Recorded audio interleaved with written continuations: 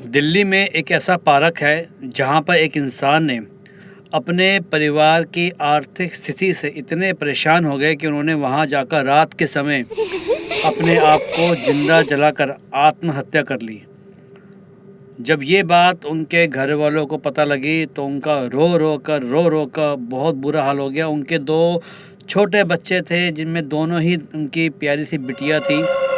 और ये जो पार्क है जहाँ पे इन्होंने आत्महत्या कर ली, वो आज कहते हैं कि उनकी आत्मा उस पार्क में आज भी लोगों को दिखाई देती है। और लोगों को यहाँ तक ये सुनने में आया है कि वो रास्ते में खड़े जो लोग जा रहे होते हैं उनको खड़ी उसकी आत्मा नज़र आती है और लोगों से बोलती है कि मुझे बचा लो, मुझे बहुत जलन हो रही है, इस गर्मी ने मुझे मार दिया।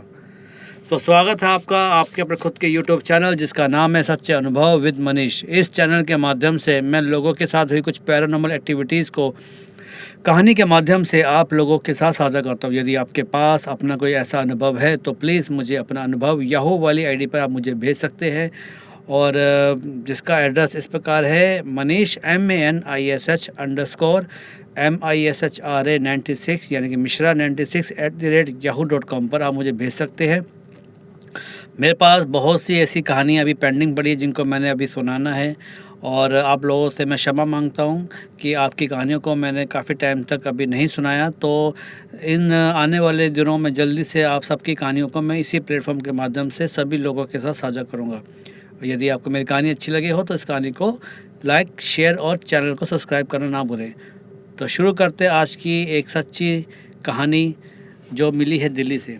जय श्री राम।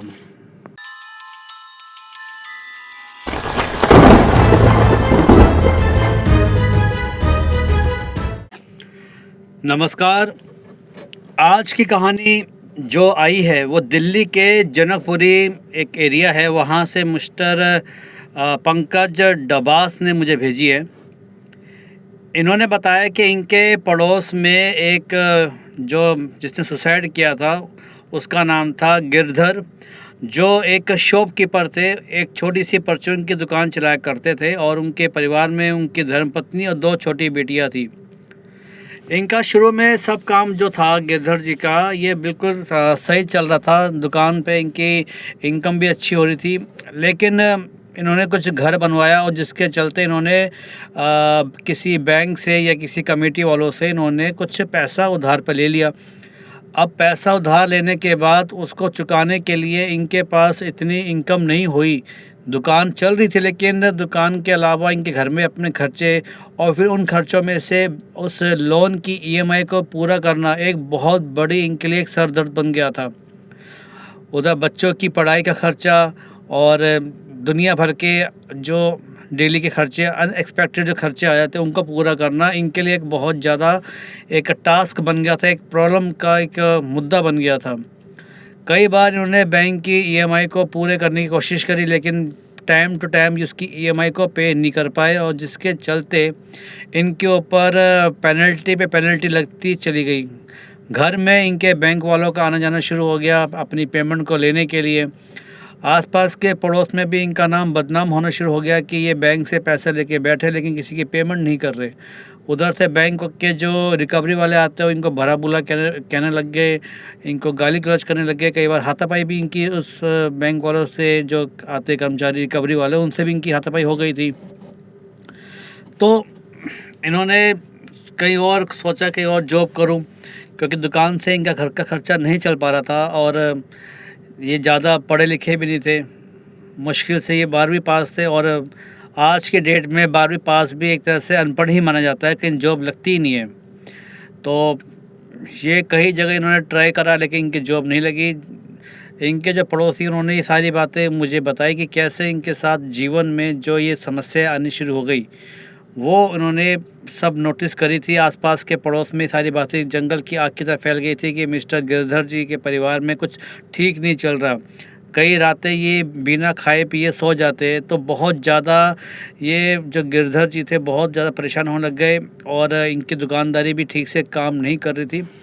तो इन्होंने क्या किया कि ज़्यादा परेशान होकर इन्होंने एक बार घर में सुसाइड करने की कोशिश करी। इन्होंने घर में फांसी लगाने की कोशिश करी, लेकिन शायद ये ढंग से लगा नहीं पाए थे। जब इनकी धर्मपत्नी ने देखा कि ये फांसी लगा रहे हैं तो वो भागी भागी आई और इनको उतारा। तो काफ़ी इनको बोला कि आप ऐसा मत करो, मैं हूँ, हम बच्चे हैं, हम सब संभाल लेंगे। लेकिन गिरधर जी के दिमाग में कुछ और ही चल रहा था। तो 2 रातें छोड़कर तीसरी रात को ये घर से निकलते हैं और पेट्रोल लेकर घर से रात को लगभग 1-2 बजे के आसपास ये घर से निकल जाते हैं। जहाँ ये रहते थे वहाँ से हार्डली मुश्किल से 500 मीटर या 600 मीटर की दूरी पर एक ऐसा एरिया आता है, एक पार्क है वहाँ पर, जहाँ पे लोगों का आना जाना कम है। रोड के किनारे ही है वो पार्क है, एक रोड है, फिर नाला है, नाले के साथ पार्क है, जहाँ पे लोगों का आना जाना बहुत कम होता है। मतलब कि ये ऐसा पार्क है कि लोग यहाँ पे कूड़ा करकट डाल के जाते हैं। ये कोई वैसा मॉर्निंग वॉक घूमने वाला पार्क नहीं है, मतलब कि एक पार्क जैसा एरिया बना है। वहाँ पे काफ़ी घने पेड़ भी है। तो उस जगह पे ये रात को जाते हैं और जो अपने ये इन्होंने इच्छा जो इन्होंने सोची थी कि मुझे काम करना है, उस काम को पूरा करने के लिए वहाँ जाकर अपने ऊपर पेट्रोल छिड़क कर, क्षमा करना, ये कुछ ऐसे शब्द है जो यूट्यूब के अकॉर्डिंग मैं नहीं बोल पा रहा, कि अब जो वैसे शब्द है उसकी क्षमा चाहता हूँ। इन्होंने एक ऐसा जलन पदार्थ अपने ऊपर डालकर और अपने आप को, अपनी जीवन की लीला समाप्त कर ली। और जब अगले दिन जब किसी कूड़े करकट वाले ने वहाँ पर जब कूड़ा डाला तो उसने देखा कि एक कुछ जल रहा है वहाँ पे और उसकी अजीब से बदबू आ रही है। तो उसने पास जाकर देखा तो उसने देखा कि वहाँ पर एक शव, एक लाश जल रही है। तो उसने आसपास लोगों को बताया और तो फिर रात को फिर इमीडिएटली पुलिस आई। पुलिस ने उनका पूरा चेकअप करा कि कौन सी किसकी डेड बॉडी है, इसकी पूरी आइडेंटिफिकेशन चेक करी। तो ये फिर पुलिस वालों ने देखा कि गिरधारी जी है, इनकी डेड बॉडी उनके घर को इन्फॉर्म किया गया। और घर वालों को जब पता लगा, उनके जैसे कि उनकी ज़मीन खिसक गई, उनका परिवार नष्ट हो गया। तो ये इनकी जीवन लीला समाप्त हो गई और शाम को किसी शमशान में जाकर इनका अंतिम संस्कार कर दिया गया। लेकिन जो ये पंकज डबास जी है, इन्होंने कहा कि कई बार जब मैं अपने रात को छत पे टहलता था तो मुझे ऐसा लगता था कि मानो गिरधारी लाल जी जो है, ये अपनी छत पर इनको दिखाई दिए, मतलब कि वहाँ पे बैठे हुए और एक जगह कोने पे बैठ के रोते हुए। तो इन्होंने जब उसको देखा तो ये थोड़े डर से गए और कि ये जो इंसान इस संसार में नहीं है, जो जा चुका है, वो उनको दिखाई दे रहा है। और उसके बाद इन्होंने अपनी धर्मपत्नी को बताया कि मुझे वो पड़ोस में रहने वाले जो थे गिरधारी लाल जी, मुझे दिखाई देते हैं। तो उन्होंने बोला कि हो सकता है क्योंकि उन्होंने आत्महत्या करी थी और ऐसे जो शरीर अपना त्यागते हैं उनकी आत्माएं भटकती है, क्योंकि अकाल मृत्यु का ही एक कारण होता है। तो ये बात इतनी पंकज डबास जी ने अनुभव करी तो उन्होंने बताया। और जहाँ इन्होंने आत्महत्या करी थी उधर वहाँ से भी कुछ ऐसी लोगों की कहानियाँ सुनने को मिली कि ये पार्क के अंदर कुछ ऐसी चीज़ें दिखाई दे रही है जिससे लोग डर रहे हैं। रात को जाने से वहाँ पे इतना डर लग रहा है कि वहाँ पे हम जब जाते हैं तो एक अजीब सा माहौल हो जाता है वहाँ पर। तो इन्होंने जो वहाँ के जो रिक्शा वाले थे, जो रिक्शा चलाते, ई रिक्शा चलाते हैं, जो सब्जी का ठेला लगाते हैं, जो रात को उस पार्क के पास से जब निकलते हैं, पार्क है, नाला है और रोड है, तो उस जब रोड के पास से निकलते हैं और सामने ही पार्क दिखाई देता है, तो कई रिक्शे वालों ने, फल बेचने वालों ने ये दावा किया है कि हमें ऐसा लगता है कि मानो वहाँ पर कोई जल रहा हो और उसके चीखने की आवाज़ें आ रही हो ज़ोर ज़ोर से कि बचाओ बचाओ। और जब कई लोग जब वहाँ पे गए तो उन्हें कुछ नज़र नहीं आया, केवल बस एक आवाज़ सी आई कि हमें बचाओ, मुझे बचा लो, मैं जल रहा हूँ, बहुत दर्द हो रहा है मेरे ऊपर, मेरे शरीर में। तो तब से उन लोगों ने कहा कि ये पार्क जो है जहाँ पे उसने अपनी जीवन लीला समाप्त करी थी, ये भूतिया है। बहुत लोगों ने वहाँ पर ये अनुभव किया कि वहाँ से हम जब जाते हैं तो हमें कुछ ना कुछ दिखाई देता है, कुछ जलता हुआ आदमी दिखाई देता है और वो एकदम गायब सा हो जाता है। तो एक दिन जब ये पंकज डबास जी के साथ एक और दूसरा अनुभव हुआ इसी को लेकर। एक रात पंकज डबास जी जब शादी से आ रहे थे और लेट हो गए वहाँ से आते हुए, इनके साथ इनका एक मित्र भी था। तो ये दोनों अपनी मोटरसाइकिल से आ रहे थे और जब उसी रोड पे आए जहाँ ये पार्क में, जहाँ पे गिरधर जी ने सुसाइड किया था, इनके दोस्त ने देखा कि इनको बोला कि पंकज भाई देख, ऐसा लग रहा है कि जैसे बीच रास्ते में कोई इंसान खड़ा है और कोई हमसे शायद मदद मांग रहा है। तो पंकज जी को लगा कि ये शायद कोई नॉर्मल इंसान होगा जो वहाँ पर खड़ा है, शायद लिफ्ट की ज़रूरत होगी या कुछ उसकी गाड़ी ख़राब हो गई होगी या समथिंग, कुछ उसकी तबीयत ख़राब होगी, कुछ और उसकी प्रॉब्लम होगी। तो वहाँ जब उसको गाड़ी के उस आदमी के पास जब अपनी ये मोटरसाइकिल रोकते हैं, तो वो जो आदमी था वो एकदम तेज़ी से भागता हुआ उस जंगल के अंदर चला गया। तो इनको थोड़ा डाउट हुआ कि ये कौन है जो एकदम जंगल के अंदर चला गया। वो अपनी मोटरसाइकिल को वहाँ खड़ा करते हैं, तो इनका जो दोस्त होता है वो बोलता है पंकज हमें शायद वहाँ पे नहीं जाना चाहिए, हो सकता है शायद वो लूटने वाले हो, अंदर जाके क्या पता कोई लोग बैठे हो हमें लूट ले। तो पंकज डबास जी ने बोला कि नहीं भाई, अगर लूटने वाले होंगे तो इतनी तो हमारी कदकाठी, हम इतने शरीर से मजबूत है कि उनका आराम से मुकाबला कर सकते हैं। एक बार चल के देखते कि हुआ कौन, ये है क्या, कौन अंदर भागा उस पार्क के अंदर। जब ये उस पार्क के अंदर जाके देखते हैं कि वहाँ पर जो गिरधर जी थे, वहाँ पे शायद वही वहाँ पे खड़े थे, जैसा इन्होंने अनुभव किया कि वो वहाँ पर बैठे हैं और बोल रहे हैं कि प्लीज़ मुझे बचा लो, मेरा शरीर जल रहा है, मुझे बहुत दर्द हो रहा है, आग की लपटें मुझे जला के भस्म कर रही है, प्लीज़ मेरी रक्षा करो, रक्षा करो। तो इन्होंने जब उसके पास जाके देखा और बोला कि आप चिंता मत करो, मैं आपको यहाँ से ले जाता हूँ बाहर।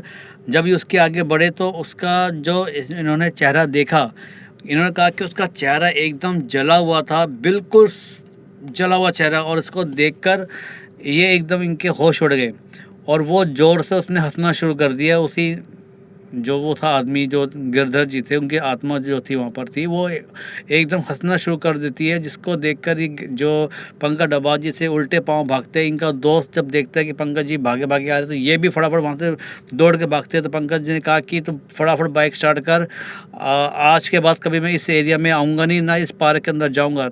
तो उन्होंने कहा कि उनके दोस्त ने पूछा कि क्या हुआ, किस ऐसे तूने क्या देख लिया। तो वो बोले कि मैंने उसी गिरधर को देखा जो यहाँ पर जल के मर गया था, उसकी आत्मा आज भी यहाँ पर खड़ी है और लोगों से मदद मांगती है, और जो कोई उसकी मदद करने जाता है वो उसका हाथ पकड़ लेती है, अपना डरा हुआ चेहरा दिखाती है, जिससे लोग डर के मारे मर भी जाते हैं। और आज मैं उसको देख के मेरे पूरे शरीर के रोंगटे खड़े हो गए। ये इन्होंने बोला कि तो फटाफट भाई मोटरसाइकिल स्टार्ट कर, सीधा मुझे घर छोड़ दे।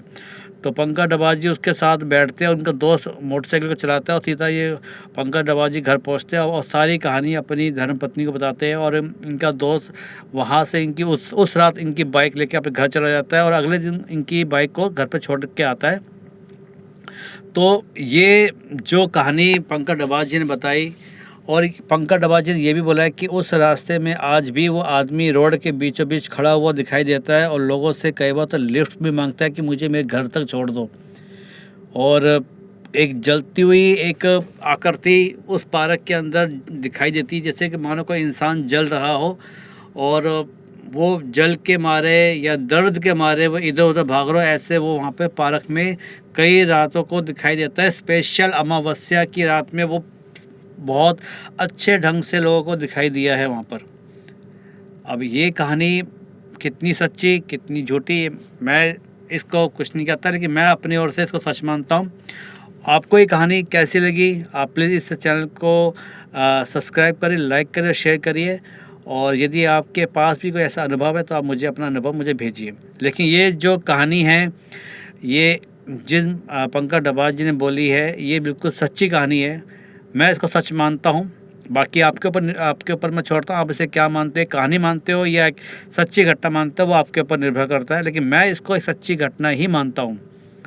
तो आशा करता हूँ आपको कहानी अच्छी लगी हो। तो मिलते हैं अगले एक नई कहानी के साथ, और प्लीज़ मेरे चैनल को सब्सक्राइब करना ना भूलिए और ना ही इसको शेयर करना भूलिए।